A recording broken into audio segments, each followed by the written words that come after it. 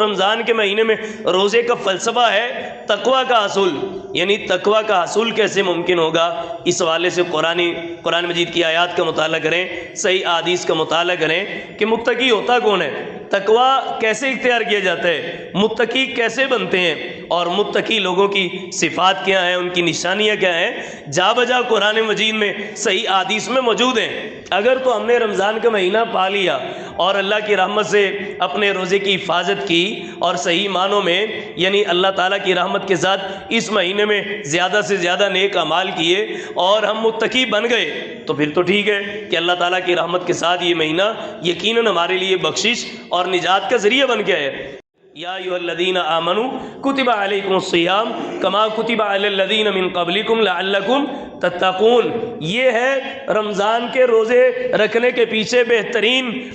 فلسفہ کہ لعلکم تتقون، تاکہ تم متقی بن جاؤ۔ لن ینال اللہ لحومها ولا دماؤها ولکن ینالہ التقوی منکم، قربانی بہترین عبادت ہے، اس کے پیچھے بھی فلسفہ تقوی ہے۔ وتزودوا، حج کے لیے نکلنے والوں کے لیے حکم ہے کہ زاد راہ ساتھ لو، لیکن فإن خیر الزاد التقوی۔ اب سورۃ البقرہ کے آغاز میں ہے یا ایھا الناس، اے دنیا کے لوگوں، پہلے تو چیدہ بڑی بڑی عبادات کا ایک ایک کر کے نام لے کے اللہ نے بعد میں کہا کہ نماز، روزہ، حج، زکوٰۃ، اس لیے کہ تاکہ تم متقی بن جاؤ۔ اب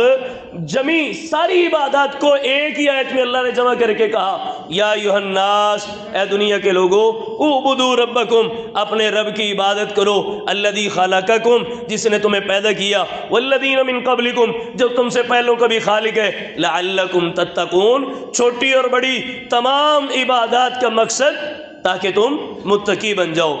رمضان کا مہینہ جیسے جیسے قریب آ رہا ہے، تمام مومن مسلمان مرد و خواتین کی خوشی کی انتہا نہیں، ایسے ہی ہونا چاہیے۔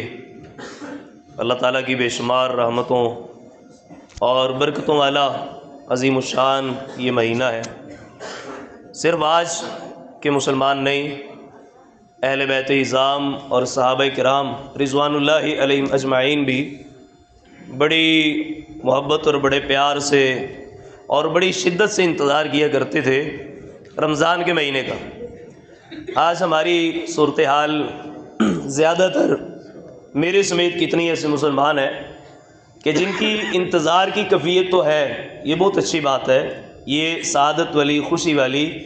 اور ایک مومن مسلمان کو جو زیب دیتا ہے بالکل وہی بات ہے، لیکن تھوڑی سی ایک کمی ہے۔ اہل بیت اعظام اور صحابہ کرام رضوان اللہ علیہم اجمعین، تابعین اعظام، اولیاء کرام، ائمہ دین، محدثین، بزرگان دین رحمۃ اللہ علیہم اجمعین، یہ سارے رمضان کے مہینے کا شدت سے انتظار بھی کرتے تھے، اور رمضان کے مہینے کے آنے سے کچھ دن پہلے، کچھ ہفتے، کچھ مہینے پہلے رمضان کے لیے پلاننگ بھی کرتے تھے، ذہن سازی بھی کرتے تھے، اپنی تربیت بھی کرتے تھے، عبادات میں اپنے آپ کو اللہ تعالیٰ کی رحمت کے ساتھ کھپا دینے کے لیے بہترین منصوبہ سازی بھی کرتے تھے، وہ بہترین نیک ارادے بھی تیار کرتے تھے۔ اس کے اندر ہمارے اندر تھوڑی سی کمی کوتاہی دیکھنے میں نظر آتی ہے ہر سال۔ عزیز بھائیو، جس طرح رمضان کی آمد کا ہم سب کو شدت سے انتظار ہے، اسی طرح آج کے دن سے ہی، بلکہ ابھی سے ہی اللہ تعالیٰ کی رحمت کے ساتھ رمضان کے حوالے سے نیک ارادے کریں، پلاننگ کریں، تیاری کریں کہ اس سال رمضان کا مہینہ اللہ تعالیٰ کی رحمت کے ساتھ میں نے کس طرح گزارنا ہے، دن کیسے ہوں، راتیں کیسی ہوں، قیام اللیل کرنا ہے، اور روزے کی حفاظت کیسے کرنی ہے، اور سب سے بڑا جو رمضان کے مہینے میں روزے کا فلسفہ ہے تقوی کا حصول، یعنی تقوی کا حصول کیسے ممکن ہوگا، اس حوالے سے قرآن مجید کی آیات کا مطالعہ کریں، صحیح احادیث کا مطالعہ کریں کہ متقی ہوتا کون ہے، تقوی کیسے اختیار کیا جاتا ہے، متقی کیسے بنتے ہیں، اور متقی لوگوں کی صفات کیا ہیں، ان کی نشانیاں کیا ہیں، جا بجا قرآن مجید میں صحیح احادیث میں موجود ہیں۔ اگر تو ہم نے رمضان کا مہینہ پا لیا اور اللہ کی رحمت سے اپنے روزے کی حفاظت کی اور صحیح معنوں میں یعنی اللہ تعالیٰ کی رحمت کے ساتھ اس مہینے میں زیادہ سے زیادہ نیک اعمال کیے اور ہم متقی بن گئے تو پھر تو ٹھیک ہے کہ اللہ تعالیٰ کی رحمت کے ساتھ یہ مہینہ یقیناً ہمارے لیے بخشش اور نجات کا ذریعہ بن گیا ہے۔ لیکن اگر نماز پڑھی، روزے رکھے، تقوی اختیار نہ کیا، متقی پرہیزگار نہ بنے، تو عزیز بھائیوں پھر یاد رکھیں قیامت کے دن سوائے پچھتاوے کے کچھ بھی نہیں ہوگا۔ عبادات جتنی بھی ہیں، نماز، روزہ، قربانی، آپ قرآن مجید کی آیات پڑھیں، ان سب عبادات کا مقصد تقوی کا حصول ہے۔ یا ایھا الذین آمنوا کتب علیکم الصیام کما کتب علی الذین من قبلکم لعلکم تتقون۔ یہ ہے رمضان کے روزے رکھنے کے پیچھے بہترین فلسفہ کہ لعلکم تتقون، تاکہ تم متقی بن جاؤ۔ لن ینال اللہ لحومها ولا دماؤها ولکن ینالہ التقوی منکم۔ قربانی بہترین عبادت ہے، اس کے پیچھے بھی فلسفہ تقوی ہے۔ وتزودوا، حج کے لیے نکلنے والوں کے لیے حکم ہے کہ زاد راہ ساتھ لو، لیکن فإن خیر الزاد التقوی۔ اب سورۃ البقرہ کے آغاز میں ہے یا ایھا الناس، اے دنیا کے لوگوں۔ پہلے تو چیدہ چیدہ بڑی بڑی عبادات کا ایک ایک کر کے نام لے کے اللہ نے بعد میں کہا کہ نماز، روزہ، حج، زکوٰۃ، اس لیے کہ تاکہ تم متقی بن جاؤ۔ اب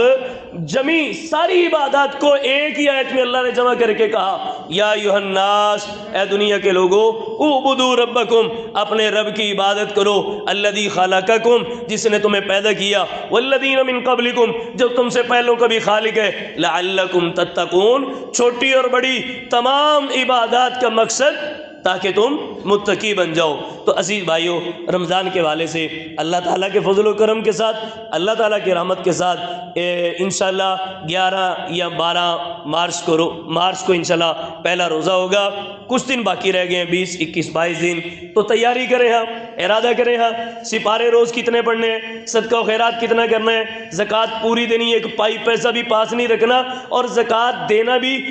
بالکل اسی طریقے سے ہے کہ جس کو زکوٰۃ دیں آئندہ سال وہ بھی زکوٰۃ دینے والا بنے۔ ٹافیوں کی طرح تقسیم نہیں کرنی، کسی کو کلو چینی لے دی، کلو گھی لے دیا، کلو آٹا لے دیا، کلو چاول لے دیے، کارخانے، فیکٹری اور دکان گودام کے باہر رش لگا کے ہر سال اپنی بلے بلے، یہ ٹھیک نہیں ہے کہ میرے داد کے، نان کے، میرے سسرال، میرے رشتہ دار، میرے محلے دار، میرے ہمسائے ہر سال میرے پاس جھولی اٹھا کے اور ہاتھ میں پرات پکڑ کے یا ہاتھ پھیلا کے میرے پاس آئیں، مجھ سے مانگے، اور بھائی اللہ سے مانگنا ہے سب نے، سب کو اللہ کے در کا سوالی بنانا ہے۔ یہ نبی اور رسولوں کی دعوت کا سب سے بہترین اور پہلا اور بنیادی فلسفہ تھا۔ تو ہم نے یہ نہیں سوچنا کہ میرے پاس آ کے وہ مانگے تو میں دوں گا۔ انشاءاللہ رمضان کے حوالے سے، نیک کاموں کے حوالے سے ابھی سے پلاننگ کریں اور تیاری کریں۔ آپ کی اور میری جو اللہ کی رحمت کے ساتھ رمضان کی آمد پر جو خوشی